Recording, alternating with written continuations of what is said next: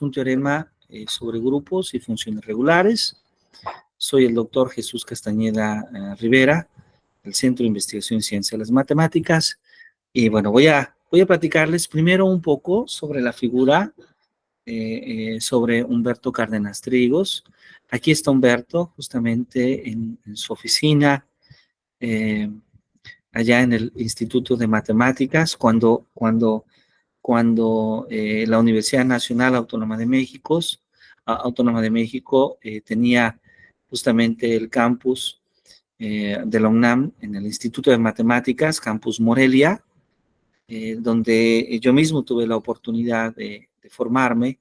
Y bueno, aquí está una imagen de Humberto justamente en la pizarra, ¿no? Él es Humberto Cárdenas Trigos. Y bueno, me he permitido dividir esta presentación en 4 momentos. El primero, el llamado los primeros años. El segundo, camino a Princeton. Tercero, en la universidad. Y cuarto, álgebra y geometría. Y bueno, aquí tenemos a Humberto Cárdenas, algunos años después de haber obtenido su doctorado en Princeton. Tengo entendido que esta es una imagen tomada justamente en las oficinas de la Universidad Nacional Autónoma de México. Bueno, pues el desarrollo de la matemática en nuestro país se debe en gran medida al esfuerzo, al trabajo de un conjunto de extraordinarios matemáticos. Nuestra comunidad matemática que sigue creciendo, pero que probablemente aún no es la suficiente. Creo que aún hace falta una mayor formación de matemáticos y en general de científicos mexicanos. Y bueno, una de las características que va a tener la ciencia en nuestro país es que se debe al esfuerzo de hombres y mujeres en diferentes campos del conocimiento, y uno de ellos, particularmente en las matemáticas de nuestro país, es Humberto Cárdenas Trigos. Humberto Cárdenas Trigos, que cito una semblanza hecha en su 80 aniversario en el Instituto de Matemáticas de la UNAM, donde justamente le definen así: un investigador nato, un hombre sencillo y de una gran capacidad para reconocer problemas importantes en la matemática. Esta va a ser una característica muy importante de Humberto. Y es así como Humberto es uno de los constructores de la investigación y también de la enseñanza de la matemática en nuestro país. Ha sido y fue un forjador importante en el medio matemático, muy especialmente en la Universidad Nacional Autónoma de México, donde realizó su trabajo como matemático, también como profesor de matemáticas superiores, y una de sus principales legados es contribuir a la formación de generaciones de matemáticas, de matemáticos y matemáticas que han tenido pues mucho éxito como investigadores, como investigadoras. Bueno, Humberto Cárdenas Trigos nació el 20 de agosto, ¿sí? Un día como hoy, en 1925, en la ciudad de Morelia, Michoacán, ¿sí? Él estudió en 1945, inició sus estudios de ingeniería química. En sus inicios estaba interesado en la química, pero en 1947 decide estudiar matemáticas y cambia la carrera de matemáticas que era ofrecida en ese entonces por la Facultad de Ciencias de la UNAM. Bueno, termina sus estudios universitarios y en 1954 Solomon Levchin, un matemático de origen ruso muy distinguido, una fama muy importante por sus contribuciones matemáticas, realizó una serie de visitas. Bienvenida, maestra Araceli, un gusto que nos acompañe. Una serie de visitas al Instituto de Matemáticas. Y ahí pudo él reconocer las cualidades de Humberto. Lo invitó entonces a que iniciara sus estudios de posgrado en ese entonces la Universidad de Princeton. Bienvenido, maestro Gerardo, maestro Andrés. Ahora, por los años 50, la Universidad de Princeton era y sigue siendo una de las universidades más prestigiadas en el mundo. Ahí en Princeton había algunos investigadores de la talla de Albert Einstein, de Kurt Gödel, de Salomon Bocher, de Emil Artin y de Norman Stanruth, por mencionar algunos personajes importantes. Aquí tenemos una imagen de Humberto, ya por los 70 años, tomada ahí en el Instituto de Matemáticas de la UNAM. Humberto entonces desarrolla sus estudios en la Universidad de Princeton y para el tema de su tesis doctoral, ¿sí? Le propone un matemático famoso, Norman Stanruth, calcular el anillo de cohomología de un grupo simétrico. Este trabajo de calcular el anillo de cohomología de un grupo simétrico tenía relación con trabajos realizados por otro mexicano, ¿sí? José Adem, ¿sí? Y el propio Stanruth. De hecho, José Adem, como uno de los matemáticos mexicanos más importantes de la historia de la matemática mexicana, fue uno de los primeros justamente en desarrollar sus estudios allá en la Universidad de Princeton con Norman Stanruth. En ese entonces, el concepto de anillo de cohomología era un concepto nuevo. Entonces, la contribución de la tesis de Humberto Cárdenas fue la determinación de la cohomología de un grupo muy complejo, pero no solo eso. Humberto logró dar un procedimiento para obtener la cohomología de algunos subgrupos elementales. La importancia de su tesis aparece manifiesta en un libro escrito por Alejandro Adem y Milgram. El libro se llama Cohomología de grupos finitos.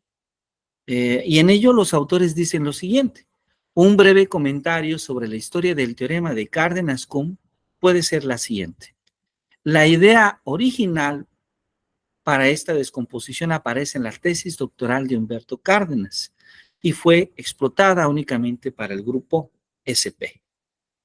Ya en 1974, Milgram y Mew se dieron cuenta que podían extender el resultado por medio de un paso crítico proveniente del estudio de otros grupos, HSNFP, pero estas formulaciones estaban restringidas a la situación que ocurría en los grupos simétricos. Así que su trabajo, el trabajo de Milgram y de Mew, puede ser visto como contenido en el realizado por Cárdenas. Kuhn, en 1985, dio una formulación muy útil de la idea de Cárdenas, y como esta formulación se puede aplicar a un gran número de casos, casos que incluyen, desde luego, los grupos de tipo de Lie, los grupos esporádicos, entonces los autores deciden llamar a este teorema el teorema de Cárdenas-Coombe. Entonces, bueno, como podemos observar, su tesis doctoral que ya tenía una relación con la tesis de José Adem y de Norman Stanruth, y consigue con ello encontrar un método que va a permitir a otros investigadores, desde luego, continuar con el análisis de la cohomología de grupos y de subgrupos elementales. Ya en un tercer momento, hablamos de la universidad, de la época de Humberto como profesor, ¿sí? Y es que desde 1949 fue profesor universitario, ¿sí? primero en la Escuela Nacional Preparatoria, luego en la Escuela Nacional de Ingenieros, o la hoy Facultad de Ingeniería, y después en la Facultad de Ciencias de la UNAM. Para 1952 ingresó como investigador al Instituto de Matemáticas de la UNAM, en donde fue jefe de departamento y finalmente director los periodos de 1972 a 1978, de 1978 a 1984. Él es Humberto Cárdenas Trigos.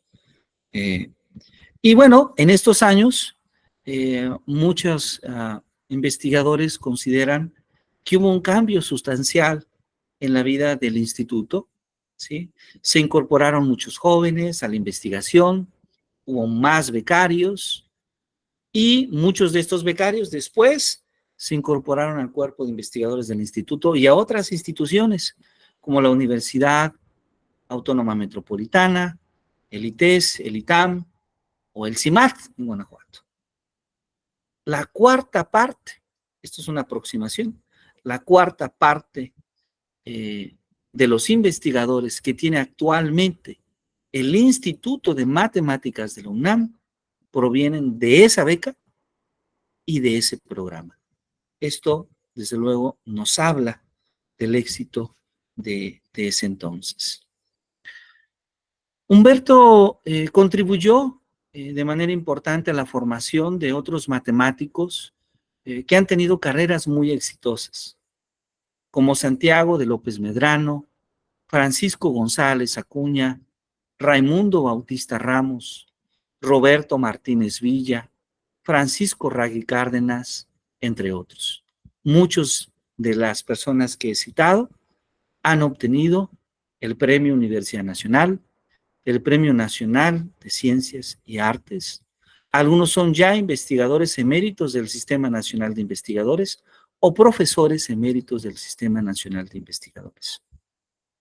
Algunos de sus estudiantes que realizaron su tesis de licenciatura y de doctorado con él, con resultados sumamente importantes. Uno de ellos es Francisco González Acuña, Raimundo Bautista Ramos y Eugenio Filloyahue, ¿sí? Raimundo Bautista y Francisco González Acuña, ambos ya investigadores eméritos de la Universidad Nacional Autónoma de México. Raimundo Bautista, investigador emérito del Sistema Nacional de Investigadores de nuestro país. Eugenio Filloyahue, quien fue profesor emérito del Centro de Investigación y Estudios Avanzados del Instituto Politécnico Nacional. Francisco Ragui Cárdenas también realizó su tesis de licenciatura, por mencionar, desde luego, algunos de sus estudiantes. Ya en la época de los años 60, el profesor Cárdenas dirigió varios seminarios de docencia, de investigación, sobre diversos tópicos de álgebra, topología y geometría, ¿sí? Destaca el seminario de los martes, donde se atendieron temas muy importantes como el álgebra homológica, los anillos de grupo, los anillos de Golde, la teoría de las categorías, las clases características, la topología diferencial. En el seminario de álgebra homológica se centró en la teoría de representaciones y ahí, nuevamente, un grupo muy importante de investigadores, hoy en día líderes internacionales, se formó. Michael Barrott, Raimundo Bautista, José Antonio de la Peña, Christoph Heist, Roberto Martínez, Corina Sáenz, Marta Tanake, Berta Tomé, entre otros. El seminario de álgebra, que se concentró principalmente en el estudio de los grupos esporádicos y los espacios parcialmente lineales, con Emilio Lluís Riera, Gerardo Ragui, Raimundo Bautista y Rodolfo San Agustín. Particularmente su servidor tuvo el gusto de ser su estudiante justo en esta época del seminario de álgebra. Algunos de los trabajos, de los primeros trabajos en álgebra escritos en una revista internacional, con arbitraje internacional en México o por mexicanos, se deben a Humberto Cárdenas Trigos y Roberto Vázquez, y a Humberto Cárdenas y Emilio Lluís Riera. Probablemente, y de manera muy respetuosa, podríamos decir que en Humberto Cárdenas, junto con José Adem y Samuel Hitler, ¿sí? Encontramos las figuras nacionales más representativas de la topología algebraica y la geometría combinatoria, ¿sí? Esta es una imagen de Humberto Cárdenas Trigos, en el Instituto de Matemáticas de la UNAM, ahí fuera de su oficina, en la ciudad de Morelia en el año 2007. Perdón. Y bueno, voy a permitirme ahora platicar dos reseñas muy breves sobre algunos trabajos de Humberto. Debo de ser muy respetuoso y decir que estos trabajos originalmente son los trabajos en los que tuve el privilegio de involucrarme, de participar primero como su estudiante, su alumno asociado en el Instituto de Matemáticas, y después como su ayudante de investigación. Uno de ellos fue en criptografía, y de hecho, este primer título es el título que tiene mi tesis de licenciatura, el Data Encryption Standard y la robustez de mapeos regulares, un trabajo dirigido por Humberto Cárdenas Trigos, que recibió en el año 2009 el premio MIXBAL a la mejor tesis nacional de matemáticas aplicadas. Bueno, de manera breve comento algunas ideas de este trabajo. Comentar que ya a finales de los años 50 se inventa el circuito integrado y las computadoras se propagan a ámbitos diferentes a las aplicaciones científicas y militares. Antes de esta época, el uso de las computadoras era primordialmente científico y militar. Particularmente en los años 70 se hace más extenso el uso de la computación a aplicaciones comerciales y bancarias, y estas requieren siempre de comunicaciones confidenciales. Entonces, el National Bureau of Standards, en 1973, establece un programa para la protección de datos y convoca a la creación de algoritmos criptográficos propiedades, ¿no? La primera de ellas es proveer un alto nivel de seguridad. La segunda es estar completamente especificado y ser fácil de entender. La tercera es que la seguridad del algoritmo debe de residir en la clave y no en el supuesto de mantener el algoritmo en secreto, ¿sí? Y cuarto, el algoritmo debe ser puesto a disposición del público sin restricciones. De esta manera, el Data Encryption Standard fue construido en 1975 por la IBM. Y desde entonces ha sido sometido a una gran variedad de estudios, de controversias sobre su seguridad. En 1977 se agregó como estándar para aplicaciones no clasificadas y podríamos decir que es el sistema de cifrado, al menos fue el sistema de cifrado más utilizado en el mundo.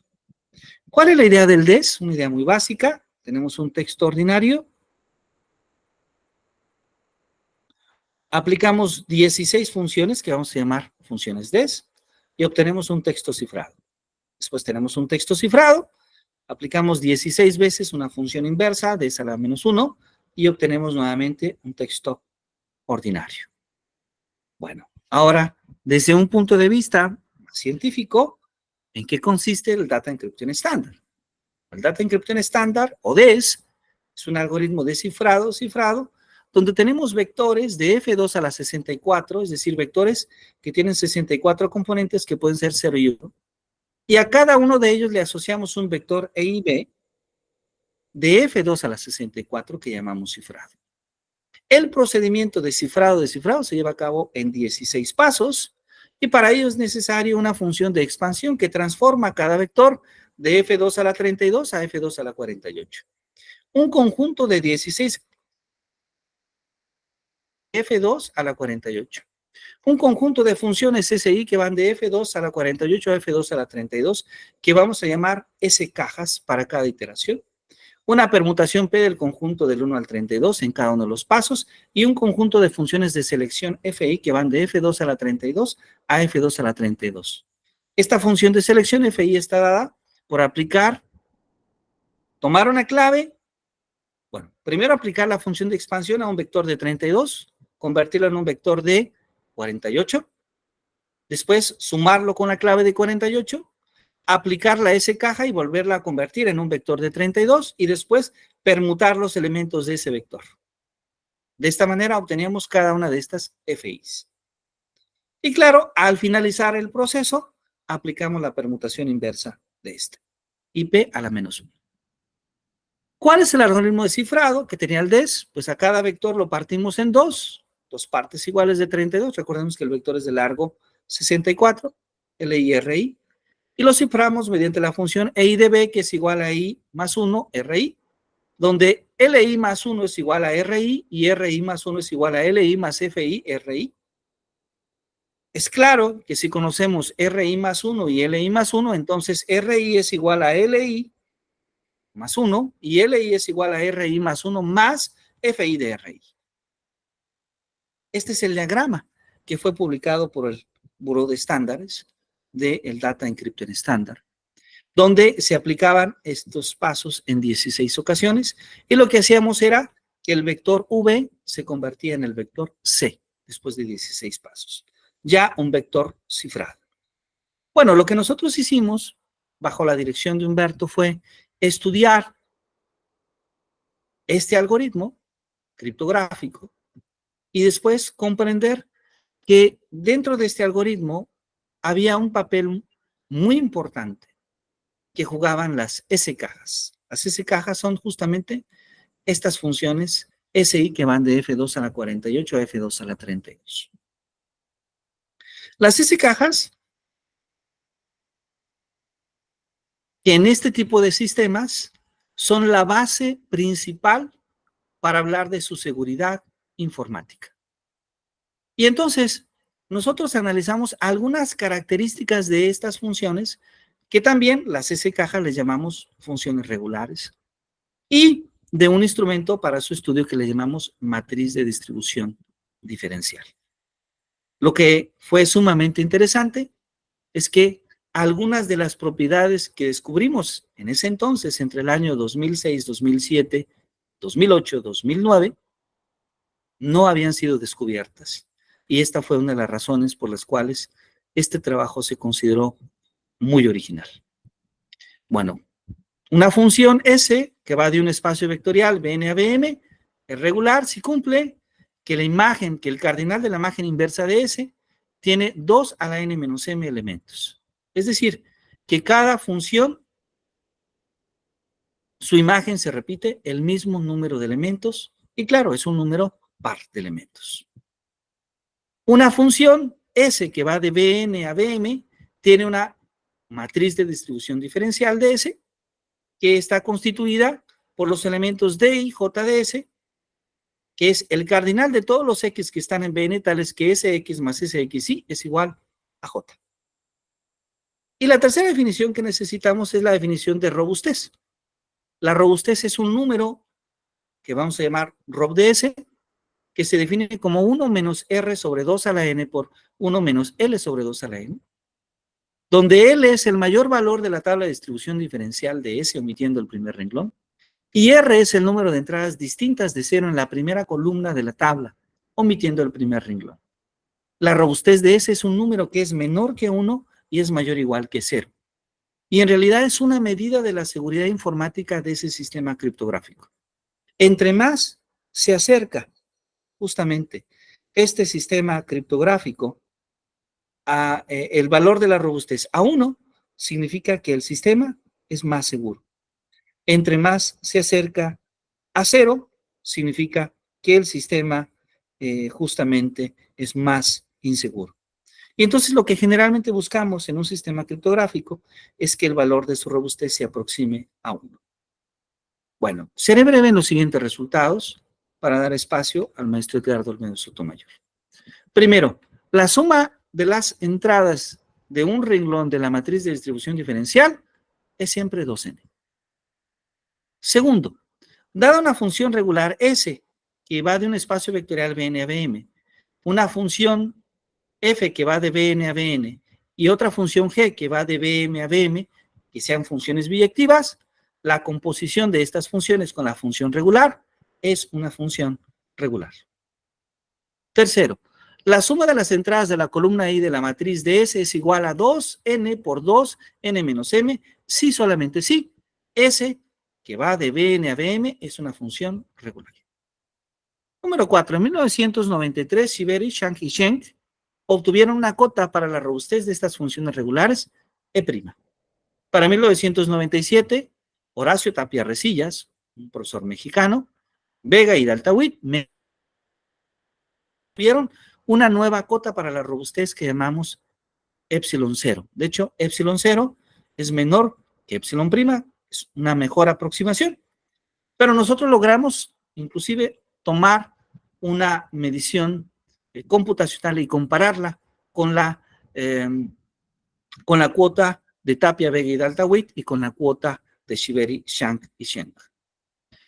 ¿Cuáles son algunos de los resultados nuevos que nosotros encontramos? El primero es que dada una función, S que va de Bn a Bm, las entradas de la matriz de distribución diferencial son siempre números enteros pares. La segunda es que si tenemos una función que va de Bn a Bm, el valor 2n menos 2 no aparece en la matriz de distribución diferencial.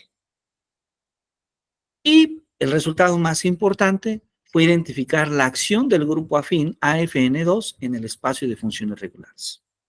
Podemos nosotros considerar la acción de este grupo en el espacio de funciones regulares que nos permite la búsqueda de estas funciones regulares robustas a un número reducido de estas. De hecho, el número de funciones regulares de Bn a Bm es justamente 2 a la n factorial sobre 2 a la n menos m factorial elevado a la 2m. Y esto se debe a que el grupo simétrico S a la 2n opera de manera transitiva en las funciones regulares y además el subgrupo S a la 2n menos m fija una función regular y tiene 2 a la m factores. Entonces vamos a considerar el conjunto de todas las funciones regulares de Bm a Bm y le vamos a llamar SNM y los grupos simétricos S2n y S2m que operan en SNM. De tal manera que sigma S y tau, ¿sí?, compuestos, obtenemos que si S es una función regular, entonces la composición tau S sigma también es una función regular. El grupo afín se define como el producto semidirecto del grupo lineal N2 con Bn respecto a la operación natural de GL N2 en Bn. Y los grupos afines N2 y M2 son subgrupos de los grupos simétricos S2n y S2 a la m respectivamente. Las transformaciones afines están generadas por transformaciones lineales y traslaciones, y en ambos casos la aplicación de estas transformaciones a una función regular deja invariante la robustez de esa función. Uno de los resultados que obtuvimos es que si tenemos T' y T traslaciones de Bn a Bn y de Bm a Bm, de tal manera que tengamos elementos de la matriz de distribución diferencial D de TS, DS y DST', entonces la robustez de TS es igual a la robustez de S igual a la robustez de ST'. Es decir, que las traslaciones no cambian la robustez de la función regular S.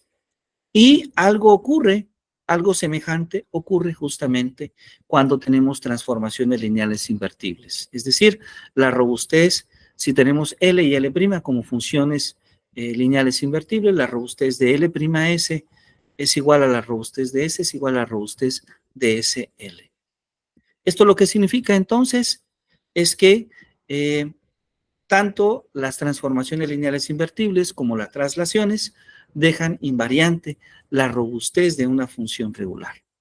Y bueno, lo interesante es que al parecer la acción del grupo afín en el espacio de funciones regulares no había sido identificada por otros autores.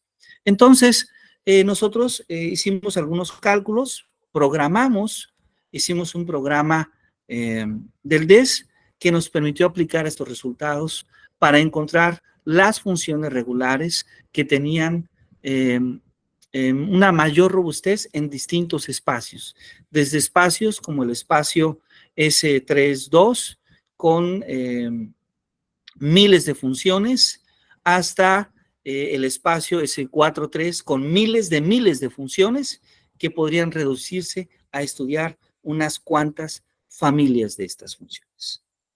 Bueno, ya creo que mi tiempo de participación ha sido concluido. No quiero abusar justamente de ello, pero bueno, esto que me he permitido compartir con todos ustedes es una parte del trabajo que se pudo realizar gracias a la buena dirección del profesor Humberto Cárdenas Tríos en el campo de la criptografía por allá en el año 2009. Me gustaría dejar mi participación para dejar la palabra ahora justamente al maestro Edgardo Olmedo Sotomayor, que él tiene justamente la segunda, la segunda participación de esta noche. Maestro Edgardo, un gusto que nos acompañe. Si usted me permite, dejo en usted la palabra. El maestro Edgardo, yo he tratado de platicar ahora una parte de la faceta del profesor Humberto Cárdenas Trigos como matemático, pero ahora el maestro Edgardo Olmedo Sotomayor nos va a hablar de una faceta probablemente más interesante aún, que es la faceta como formador. Maestro Edgardo, adelante, por favor.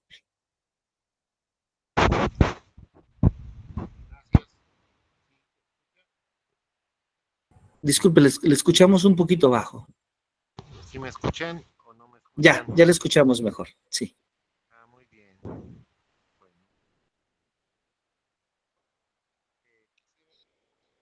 Creo que dejamos de escucharle, maestro Edgardo. Se volvió a escuchar muy bajito.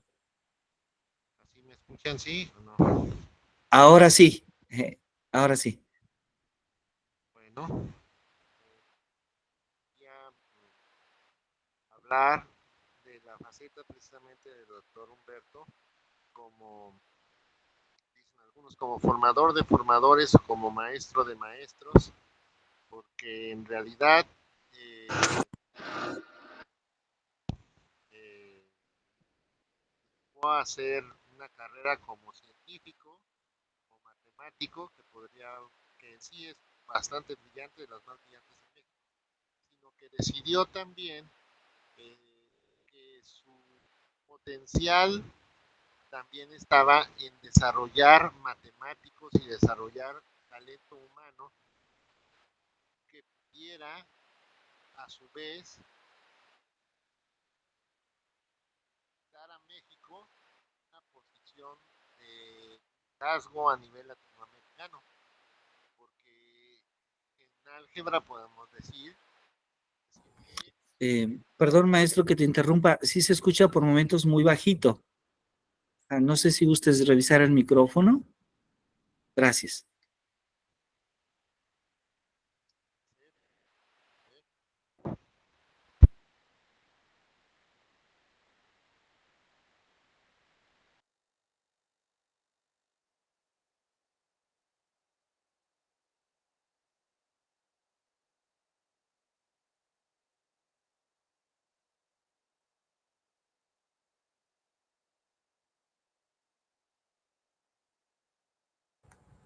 Para poderlo escuchar un poquito mejor.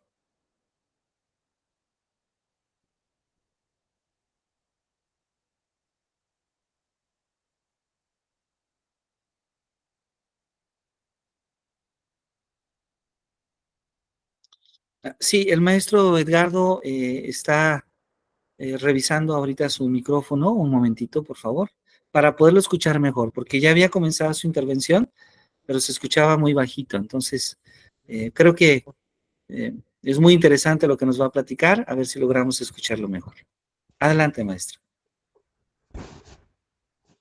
¿sí se escucha? ¿Ya se Ahora escucha sí, ya mejor te o no? escuchamos mucho mejor, profesor. Ahora sí. Ok, entonces así vamos a hablar. Aunque está el teléfono al revés, pero bueno, así va. ¿No?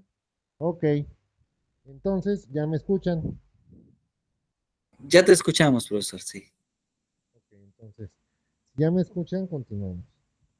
Comentaba yo que una faceta igual de importante que la del doctor Humberto Cárdenas como investigador, está la del maestro Humberto Cárdenas como formador de formadores. En el sentido más amplio de la palabra, pues digamos que gran parte de los matemáticos y interesados en la matemática que se dedican al álgebra o que tienen interés por el área del álgebra en México, pues debemos o deben gran parte de ese interés y gran parte de esa formación a la escuela conformada los por estos matemáticos, especialmente liderados por el doctor Humberto, ya que él consideró que tenía que asumir ese liderazgo para formar escuela aquí en México, porque lo que tenían que hacer ellos una vez que regresaron de su posgrado en el extranjero era formar una escuela mexicana de matemática. Y entonces, abocados a ello, decidieron formar jóvenes que estuvieran interesados en estudiar las matemáticas, sobre todo en sus aspectos más abstractos, ¿de acuerdo? Porque digamos que matemática pues siempre se había estudiado en México, pero más orientada hacia ramas de la ingeniería, hacia matemáticas aplicadas, pero como matemáticos profesionales en áreas abstractas, digamos que era la primera vez que lo iban a intentar, cómo formar a matemáticos y que ellos, digámoslo así, empezaran a desarrollar el estudio de las matemáticas, no solamente en la Ciudad de México, sí, primeramente en la Ciudad de México, pero no solamente en la Ciudad de México, sino que posteriormente se fueron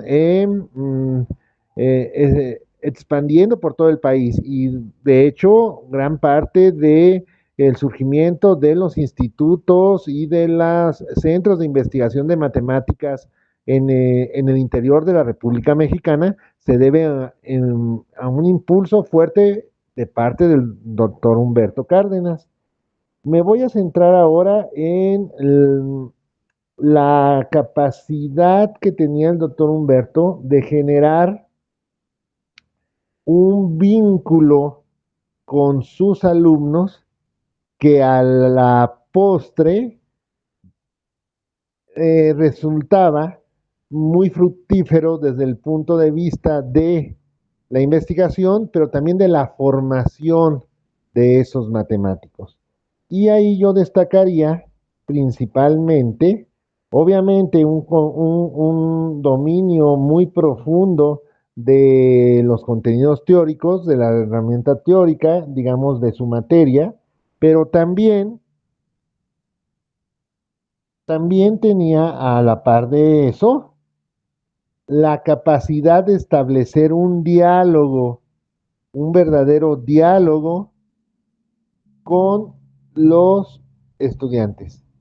Y a partir de ese diálogo, algunos podrían pensar que incluso con tintes socráticos, realmente a partir de ahí construir un tema, un problema que fuera de interés para el alumno. Es decir, primero teníamos que establecer un diálogo y a partir de ahí ver qué era lo que queríamos hacer, qué era lo que queríamos estudiar. Siempre partiendo de un gusto, de despertar un interés, una fascinación, incluso yo diría, por las matemáticas. Yo de verdad no recuerdo una sola sesión en donde yo haya dicho, ah, qué aburrido fue esto, o creo que no fue tan interesante. No, siempre se buscaba el ejemplo interesante, el enfoque adecuado, es decir, no había un tema en el cual no hubiera una chispa de pensamiento original de parte del maestro Humberto Cárdenas. Y ese interés, esa fascinación, te la transmitía y de esa manera tú seguías enganchado y querías volver, y querías volver, y querías volver. Entonces, a partir de esa fascinación, de esa transmisión por el gusto de la matemática, por el gusto de pensar, por el gusto de tratar de resolver un problema, a partir de ahí se generaba, ¿sí?, ese vínculo que permitía ir avanzando en los procesos de profundización del conocimiento matemático. ¿Sí? Y claramente siempre privilegiando, ¿sí? El entendimiento, ¿sí? El entendimiento del problema sobre el manejo técnico de los recursos, decía él, eso lo podemos después ver, eso lo podemos ver en el libro, pero ahorita lo que necesitamos es pensar cómo podríamos nosotros abordar el problema. Y ahora que ya tenemos más o menos una ruta trazada, ahora sí vemos qué técnica podríamos hacer, es decir, de esa manera íbamos poco o se iba poco a poco construyendo. La idea era construir precisamente para poder lograr ese paso de lo concreto hacia lo abstracto. Entonces, realmente ahí el método de trabajo siempre era basándonos en un conocimiento y un desarrollo gradual para que, pues, para fomentar y garantizar, por un lado, pues que el avance fuera pues sólido, pero además para que cada uno de las personas que ahí estuviéramos, tuviéramos también esa sensación de avance, esa sensación de progreso, esa sensación de que vamos avanzando en la construcción, en el camino que hemos trazado, ¿sí? Entonces, siempre fue un gusto y una fascinación cada clase. Y siempre en cada clase estuvo esa, estuvo ese lado humano, ese lado empático hacia las problemáticas que cada uno de nosotros pudiéramos presentar, o los intereses o las preocupaciones que pudiéramos tener. Yo recuerdo claramente que una vez, de las primeras veces que yo iba, que yo asistía a trabajar en seminario, porque esa era la manera en la que él quería trabajar, que le planteé sobre un teorema, un ejercicio de clase que estábamos tomando, y él me dijo, sería muy interesante que lo programáramos. Veamos a ver qué pasa. Entonces, ningún problema que aparentemente podría ser considerado trivial para alguien de esa categoría intelectual, era despreciado. Al contrario, era tomado como punto de partida para poder avanzar hacia eh, problemas que incluso pueden pensarse originales, con un giro precisamente, un giro de creatividad que él siempre tenía. Era un pensador, como acaban de decir, muy original. Entonces, él tenía la habilidad precisamente de siempre darle una vuelta, un giro insospechado, para que un tema aparentemente trivial descubrieras una pizca de genialidad. Y eso es realmente uno de los grandes valores que tenía el trabajar con el doctor Humberto Cárdenas. Es decir, casi yo estoy seguro que no había un tema en el cual él no podría dar una visión original, una visión auténtica, ¿sí? Porque partía precisamente no del constructo ya elaborado, no de la teoría ya hecha, sino a partir del abordaje del problema con tus herramientas. Entonces, y ahí a lo mejor eso era parte de la genialidad. O sea, ¿cómo podemos abordar un problema con herramientas aparentemente sencillas? Ahí está la genialidad. Ahí está ese toque de genialidad que solamente pocos tienen, ¿sí? Por ejemplo, también detallaría yo, además del respeto por las personas, el lado humano de la investigación, porque realmente más que un asesor, realmente era un mentor, era un guía, ¿sí? Era un tutor, ¿sí? Era una persona que realmente se preocupaba, ¿sí? Por el desarrollo y el crecimiento del alumno, no solamente en el ámbito intelectual, sino también en el ámbito personal, ¿sí? Porque creo yo que antes que matemáticos, él quería formar buenos seres humanos o quería ayudar a contribuir en una construcción de un mundo más humano, si lo queremos ver así. ¿Cómo? Pues construyendo matemáticos más humanos, matemáticos que se preocuparan no solamente por el teorema, sino por las personas que han de descubrir los teoremas. Porque sin personas, pues no va a haber teoremas, digámoslo así. Es decir, son las personas las que descubren los teoremas. Si tú quieres realmente que una persona se involucre en el pensamiento matemático, pues tienes que lograr que esa persona primeramente se interese y que además crea que puede, ¿sí? Y eso es una de las cosas muy importantes, ¿sí? Que el doctor Humberto Cárdenas tenía. Es decir, si tú te acercabas a él, ¿sí?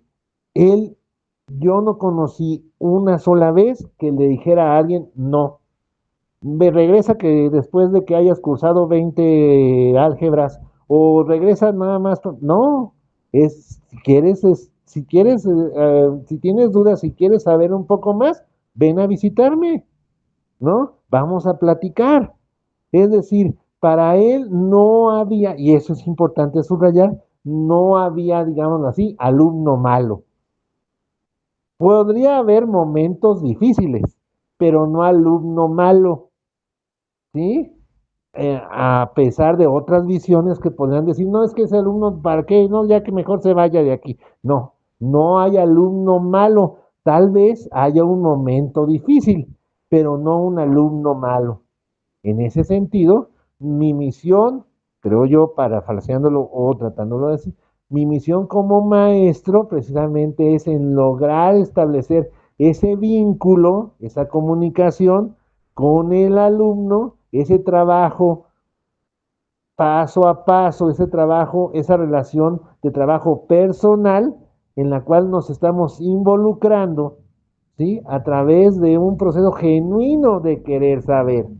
Entonces, esa era la idea también. Él nunca manejaba la postura de yo ya lo sé y te estoy esperando para que tú llegues.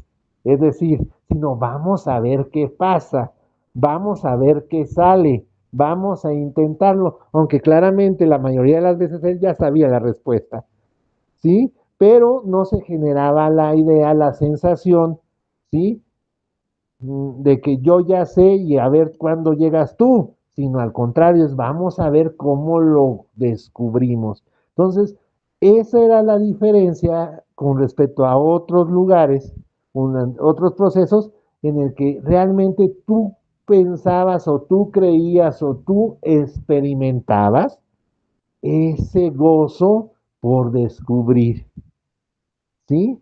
Entonces realmente tú pensabas que estabas haciendo algo, algo trascendente, algo bueno, que definitivamente no sé si para la posteridad y para las generaciones futuras, pero para tu desarrollo personal y para tu propio proceso de formación matemática, así era, ¿sí? Así era. Realmente tú te asumías entonces como una persona que estaba estudiando matemáticas y que estaba creando, que estaba descubriendo algo nuevo, algo que tal vez yo no sabía al principio de la mañana, pero ahora en la tarde ya lo sabemos, ya es genuino, ya es nuestro y a partir de ahí podemos la próxima clase volver a retomarlo. ¿Sí? Entonces es un proceso gradual en el cual no se tiene la sensación de que las cosas ya están acabadas de antemano, sino al contrario, desde el primer momento, desde el primer acercamiento, hay una postura abierta y creativa, en la cual el maestro, el doctor, recibe, ¿sí? Esa inquietud del alumno y él le da una forma de contenido de proyecto matemático que puede desembocar en una línea de investigación bastante fructífera, como hemos visto en muchos de los casos que el doctor Jesús ha citado, ¿cierto? Porque en esencia su enfoque siempre es así. Era original, pero a partir del interés y de las herramientas con las que se podía contar en colaboración con el alumno. Es decir, el doctor Humberto nunca te hacía menos o nunca, siempre te hacía sentir partícipe, ¿sí? Del proceso de indagación matemática, ¿sí? Te hacía sentir como tú eres importante para el avance, ¿de acuerdo? Tú eres importante para el avance. Y al mismo tiempo, es importante decir que siempre era un maestro que estaba al día, actualizado en los temas que a nivel global eran top, punta de lanza, y también de las técnicas, ¿sí? Por ejemplo, la programación, a pesar de que era un profesor, digámoslo así, de edad avanzada, siempre quería recurrir al uso de la computadora, ¿sí? Como una herramienta, ahora yo lo entiendo yo, para poder concretar, ¿sí? Algunos aspectos que podrían parecer demasiado volátiles o abstractos, ¿sí? Y de esa manera también ir guiando el pensamiento del estudiante, ¿sí? Porque claramente a lo mejor, pues él sí podía ver el grupo actuando en la quinta dimensión, pero nosotros no. Nosotros necesitamos a veces una representación más, digámoslo así, que podamos trabajar más con nuestras manos, valga la expresión. ¿Sí? A lo mejor él sí tenía esa intuición, ¿sí? Y él sí podía ver un grupo actuar, pero a lo mejor nosotros necesitábamos de la confirmación con el cálculo numérico, ¿sí? Y eso era algo grandioso porque entonces tú podías ver que la computadora realmente efectuaba eso que tú le ordenabas. Sí, realmente tú decías, ah, no, mira, sí funciona, ya tenemos algo aquí palpable, no nomás son puros símbolos en el cuaderno, sino hay algo que funcionó. Ahora tendremos que ver o tendremos que explicar esto que funcionó, pero ya tenemos algo concreto y eso era muy importante desde el punto de vista didáctico porque lograba que hiciera ese cierre y entonces dije, ah, no, ya tengo algo y ya tengo algo a partir del cual yo hablar, ¿sí? Yo ya tengo algo, yo ya tengo mi constructo numérico.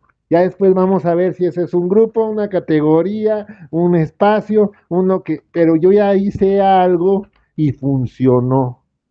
Y entonces yo ya me siento partícipe del descubrimiento y a partir de ahí yo ya puedo ir avanzando en estadios cada vez más profundos, ¿sí? Pero siempre pudiendo recurrir a esa parte, que es la parte concreta, que es la parte numérica, que es la parte computacional, si lo quieres ver así.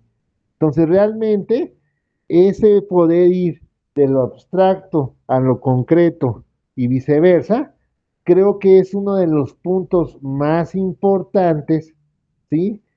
Por los cuales él era muy exitoso en la formación de matemáticos, porque realmente permitía ese crecimiento intelectual, ¿sí?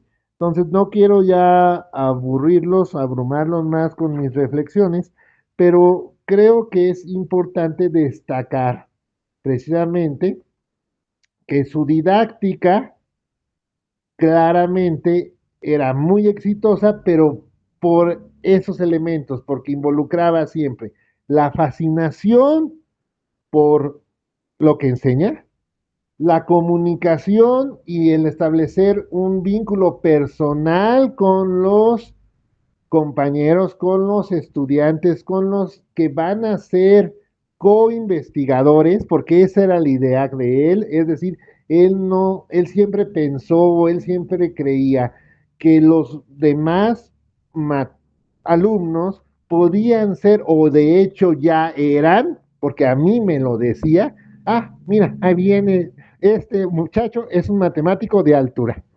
O sea, ¿yo qué? ¿No? Pero ya me estaba diciendo que yo fuera como si fuera un matemático. Y a eso ahora le llaman el efecto Pigmalión y modelar el cuerpo. Todo eso él ya lo hacía. Es decir, ve en tus alumnos el potencial que pueden llegar a tener. ¿De acuerdo? Él ya lo hacía. ¿Sí? Y entonces, si tú esperas lo mejor de tus alumnos, puede que tus alumnos te den lo mejor. Pero si tú no esperas nada de tus alumnos, pues probablemente no tengas nada de ellos. Entonces, él siempre esperaba lo mejor de ti. Entonces, ya era cuestión de uno si alcanzaba las expectativas, pero él siempre tenía las mejores expectativas de ti. Y eso es algo muy importante y creo que es una de las claves para ser un buen profesor. Tener las mejores expectativas de tus alumnos y luego trabajar con ellos para lograrlas. Exactamente, o sea, primero tienes unas grandes expectativas de tus alumnos, pero después trabajas con ellos todos los días para lograrlo. Y es lo que hacía el doctor Humberto Cárdenas. Y creo que con esto es lo que yo cerraría y esperaría si tienen algún comentario. Muchas gracias, maestro Edgardo. Te agradecemos mucho tu participación. Muy interesante el escuchar estas experiencias que viviste con el profesor Humberto Cárdenas Trigos, quien debo decirles, él recibió también varios homenajes. Cuando cumplió 75 años, tuvo un homenaje de la Sociedad Matemática Mexicana. Cuando cumplió 80 años, tuvo otro homenaje de la Sociedad Matemática Mexicana. También en el año 2015 tuvo un homenaje póstumo organizado por el Instituto de Matemáticas de la UNAM. Y bueno, el día de hoy, también en el calendario matemático de la Sociedad Matemática Mexicana, como también del Instituto de Matemáticas de la UNAM, pues aparece también su semblanza como uno de nuestros pilares de las matemáticas en México. Muchas gracias, maestro Edgardo. Hemos hecho esta invitación a muchas personas. Hemos invitado a personas de grupos del campo de la matemática, del campo de la docencia, de algunas facultades. No sé si alguien tenga alguna pregunta, algún comentario, o tal vez alguien haya tenido la oportunidad, que nos acompañan y que haya tenido la oportunidad de también ser alumno o conocer al profesor Humberto Cárdenas. Por favor, Felipe Acosta, un placer que nos acompañe. Muchas gracias. Muchas gracias, doctor. Interesante y me abrió el panorama todavía más.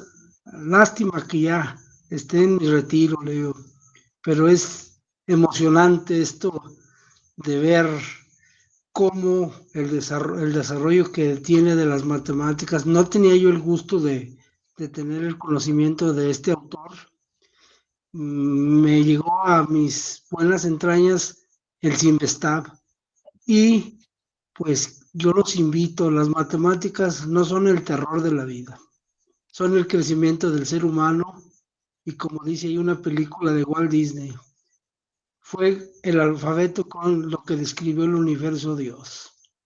Me daría gusto después participar con ustedes en otras actividades como esta. Hoy me abrió mucho el panorama de lo que he hecho en mi vida. Muchísimas gracias. Muchas gracias, maestro Felipe. Gracias por acompañarnos. Y bueno, comentar que estos nombres que hemos mencionado, Humberto Cárdenas, José Adem, Gonzalo Zubieta Ruzzi, son algunas de las personas, no lo comentamos ahora, Marcos Mochinsky, por ejemplo, que son las personas que iniciaron los institutos en México, los centros de investigación, los centros de formación de investigadores. José Adem, allá en el Simvestab, justamente, Samuel Hitler, allá en el Simvestab, Marcos Muchinsky en el Instituto de Física y muy especialmente el doctor Humberto Cárdenas Trigos en el Instituto de Matemáticas de la UNAM. Muchas gracias. ¿Alguien más que desee hacer un último comentario, un comentario de cierre. Maestro Felipe, antes, por favor, si es tan amable. Y después la maestra Le Mónica. agradezco otra vez la atención que me brinda, con el deseo de que yo tuve contacto directo con la doctora Figueras Mauret, que es especialista en fracciones. Se les recomendaría que leyeran sus artículos, porque ahí todo lo que usted puso al principio, ella lo maneja muy sencillamente, ¿no? Le digo, yo soy de la Escuela Normal de Rincón de Romos de Aguascalientes, ¿sí? Y le digo, me fascinan las matemáticas. Si les contara por qué me fascinan, yo creo que sí iban ustedes risa y risa, ¿sí? A mí me corrieron de la secundaria por no pasar álgebra y después se me hizo un reto y me gustaron, y uno de mis principios es que los muchachos no sufran lo que yo sufrí, que a veces hace falta, ¿verdad? Pero le digo, estoy orgulloso de ya haber formado varias generaciones y se los encuentra uno y que le digan que lo poco mucho que les enseñó uno lo han aplicado y están gustosos. Los invito, qué triste que sea muy poca esta comunidad, pero las matemáticas son fascinantes. Les agradezco mucho su atención y muy buenas noches, ¿sí? Y espero Muchas gracias. siga habiendo de estos convivios porque vale la pena. Muchísimas gracias, maestro Felipe. Muchas gracias por sus palabras. Muy, muy buena noche. Maestra Mónica, y si gustan, cerramos con el maestro Edgardo. Adelante, maestra Mónica. Pues es un privilegio tener a talentos como ustedes en matemáticas, porque a mí también me nace la sensación de las matemáticas en preescolar, porque somos nada más futuros, tenemos en nuestras manos a los pequeñitos que nos van renovando. Y qué mayor orgullo el tener a ese mentor que les ayudó a construir el pensamiento matemático de una forma holística, humana y de funcionalidad. Muchas de las veces pensamos que las matemáticas nada más en preescolar sí son juegos, sí es aprender, pero lo maravilloso del mundo matemático, a mí me fascina las matemáticas y más que ustedes tienen esa noción de ingeniería humana, aquí estamos y gracias por esa generosidad de compartirnos sus conocimientos. Felicidades, doctores. Muchas gracias, maestra Mónica. Agradecemos muchísimo sus palabras. Y bueno, vamos a cerrar con un último comentario con el maestro Edgardo Olmedo Sotomayor.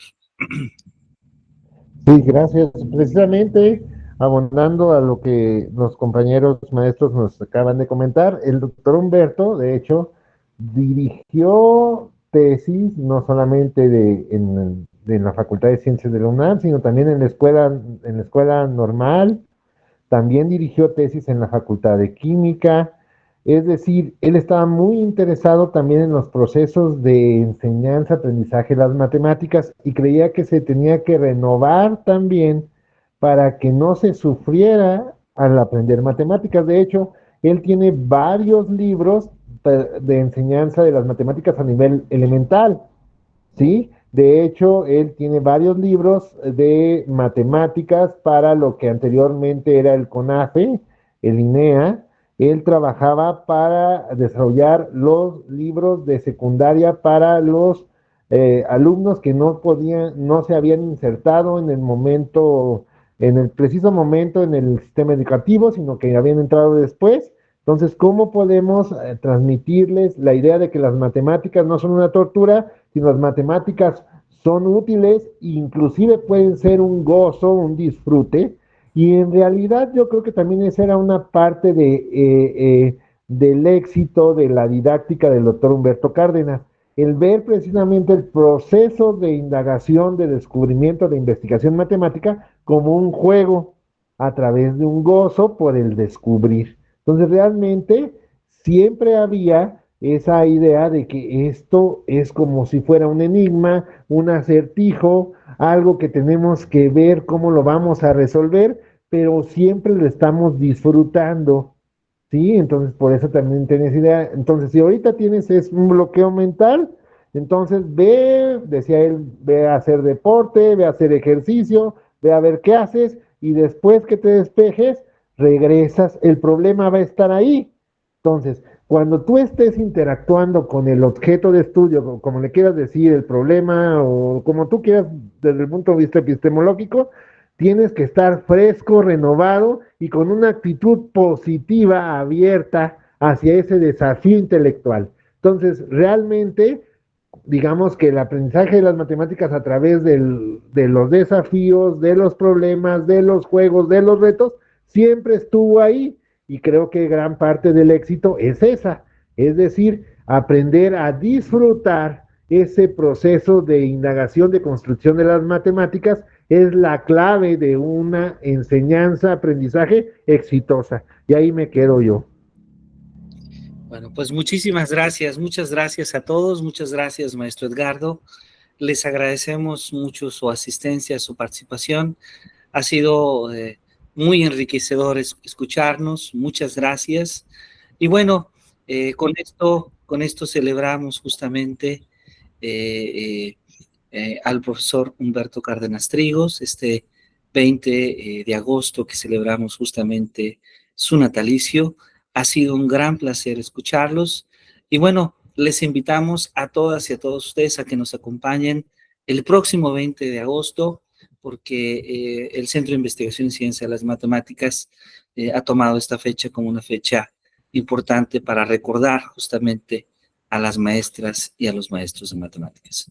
Muchísimas gracias. Que tengan todos ustedes una muy buena noche, un buen descanso. Maestro Edgardo, perdón, ¿quieres comentar algo? Adelante. No, nada más saludar. Gracias a todos. Bueno, pues muchísimas gracias a todos. Que tengan una muy bonita noche. Buen Gracias, descanso. doctor. Buenas Gracias a noches. todos. Gracias. Gracias por la Que la invitación, pasen muy doctor. bien. Buenas noches. Muchas gracias a ustedes. Gracias por acompañarnos. Buenas noches. Gracias, buenas noches. Muy buena noche. Buenas noches. Muy buena noche a todos. Hasta luego, gracias. Buenas noches. Hasta luego.